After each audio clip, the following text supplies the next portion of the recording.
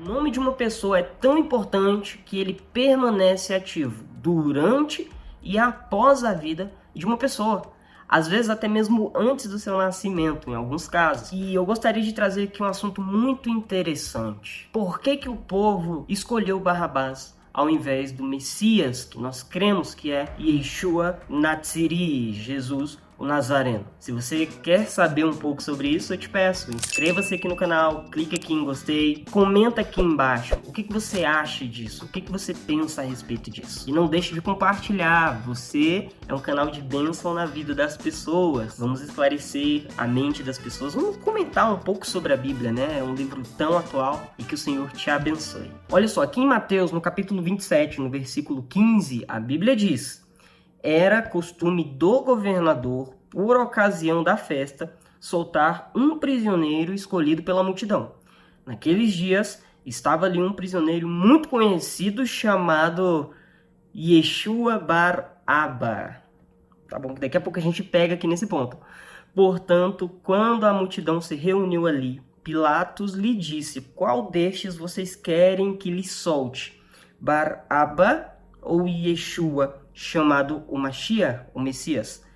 Porque sabia que o haviam entregado por inveja. Bom, a gente poderia continuar o texto, mas aqui já basta.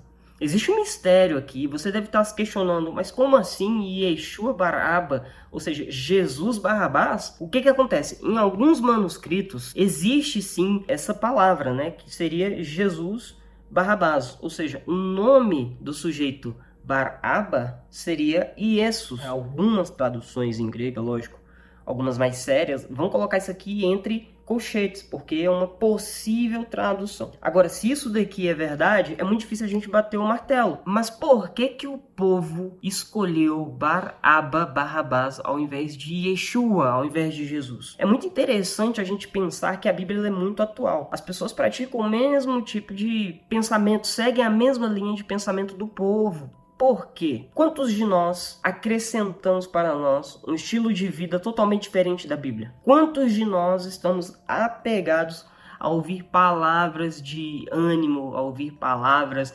motivacionais, a ouvir palavras sobre promessas materiais? E com Jesus não é diferente. Enquanto Jesus está pregando aquilo que o povo quer ouvir, o povo está indo atrás dele, em busca do pão, né? Como o próprio Jesus fala, vocês vêm atrás de mim por conta do pão. E enquanto Jesus está pregando a verdade ela confronta. Pense você, se você estivesse naquele momento, talvez você está assistindo e está dizendo assim: eu não faria isso. Você já clica nesse vídeo pensando: nossa, que barbaridade, por que o povo fez isso?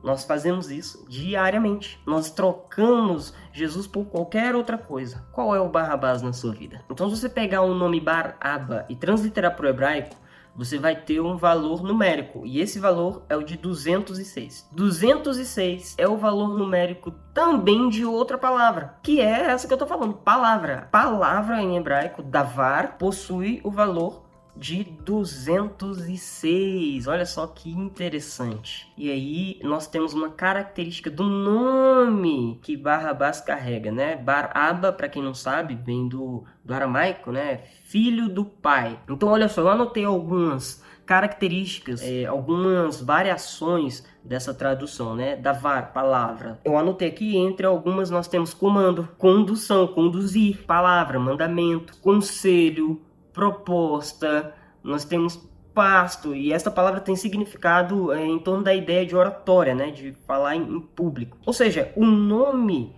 de Barrabás, ele carrega uma sentença. É por isso que nós iniciamos falando que todo nome, ele é muito importante, mas ele carrega em si uma sentença. A história de Yeshua, Hamashiach, com Yeshua, Bar Abba ou Barrabás, ela é tão parecida que isso só me lembra de algo muito interessante. Isaías 53, quando diz que Jesus, o Messias, né, ele vai ser contado com os transgressores. Quando nós vemos ali Jesus ele chegando em Jerusalém, ele é aclamado como um rei David, como Mashiach ben David. Barrabás, ele também era aclamado pelo povo, porque ele é um certo líder de uma suposta rebelião, uma revolta, o que leva muitos a acreditar que talvez ele seria um zelote ou algo do tipo. Outra coisa, Jesus ele causa tumulto também. Ele fica revoltado com a situação do templo. Estão fazendo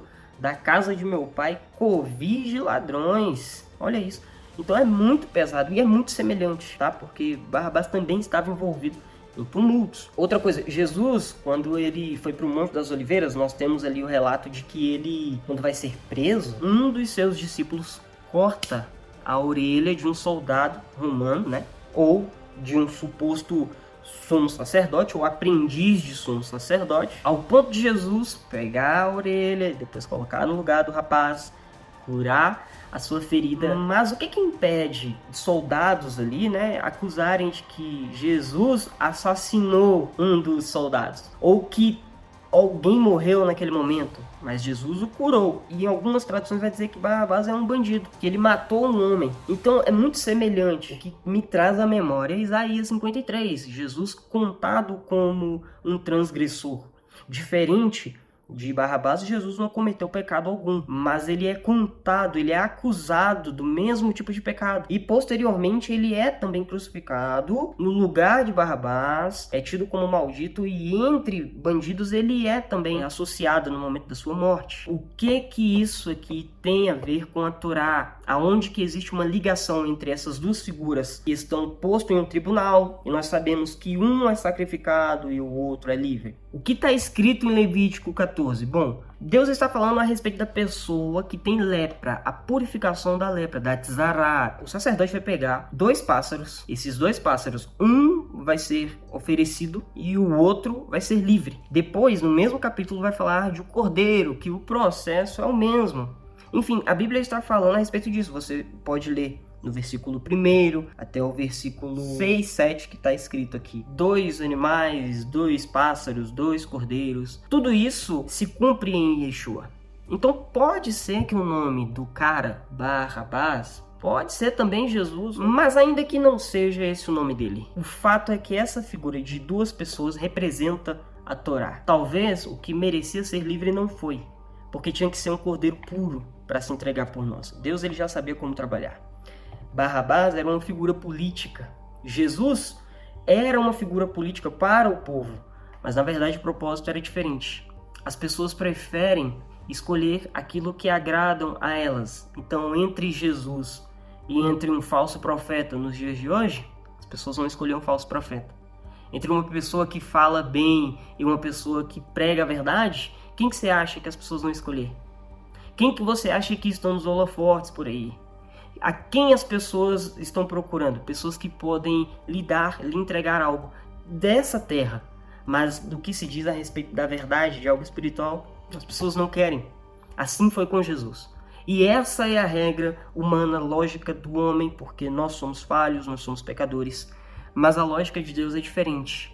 Então Deus entrega o seu único filho, e o seu filho, Yeshua, confronta a minha e a tua vida. E nós precisamos escolhê-lo todos os dias. Ele é a nossa Páscoa, o nosso Cordeiro Pascual, do qual o próprio João Batista diz: eis aí o Cordeiro de Deus que tira todo o pecado do mundo. Então nessa Páscoa que você possa escolher Jesus como o seu Mashiach, como a sua remissão. Ele não é chocolate, ele não é coelho de Páscoa, não é nada disso. Ele é o Filho do Deus vivo, a verdadeira Páscoa. Ele é o pão ázimo, sem fermento. Ele é a erva amarga, porque o seu discurso é duro às nossas vidas, a fim de nos confrontar. Mas ele também é o Cordeiro que nos purifica. O sangue dele é capaz de nos purificar. E essa é a palavra de hoje. Não escolha para si Barrabás, não escolha para si pessoas, falsos profetas, pessoas que podem te entregar algo terreno. Escolha a melhor parte, escolha Yeshua, escolha a palavra, que a tua vida seja um exemplo para outras pessoas. Gostaria de te despedir com uma bênção, a bênção de Aharon, a bênção de Arão. E nós temos essa bênção lá em Números, no capítulo 6, no versículo 24 ao versículo 26. Então, se você crê, que o Senhor possa te abençoar. Eu vou abençoar você em hebraico e depois a gente lê o texto.